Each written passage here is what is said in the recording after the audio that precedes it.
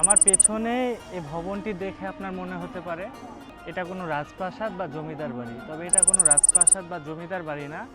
এটা হচ্ছে একটা বিদ্যালয়, জে.কে পাইলট উচ্চ বিদ্যালয়, গোবিন্দ কুমার পাইলট উচ্চ বিদ্যালয়।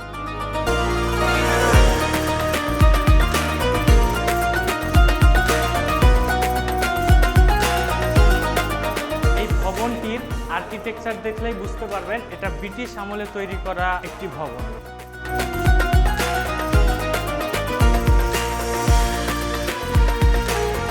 আদিকাল থেকেই এই শেরপুর জমিদারদের দখলে ছিল। তৎকালীন সময়ে জমিদার গোবিন্দ রায় চৌধুরী এই ভবনটি 1919 সালে নির্মিত করে।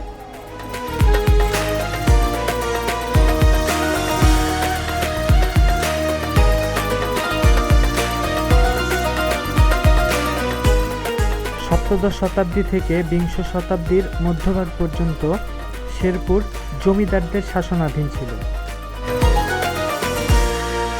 জমিদারদের সন্তান ও এলাকার কোমলমতি সন্তানদের শিক্ষিত করার উদ্দেশ্যে জি.কে পাইলট উচ্চ বিদ্যালয়টি প্রতিষ্ঠা করা হয়। 1919 সালে তৎকালীন জমিদার গোবিন্দ কুমার চৌধুরী গোটা বিদ্যালয় তার পছন্দের নকশায় নির্মাণ করেন।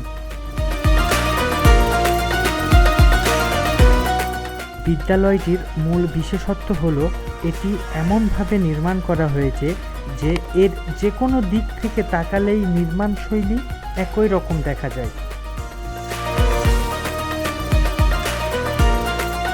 ব্রিটিশ ধারায় নির্মিত প্রতিষ্ঠানটিতে পাঠদানের জন্য অনেকগুলো কক্ষ, 3টি উঁচু ভবন ও সুপ্রশস্ত জানালা রয়েছে।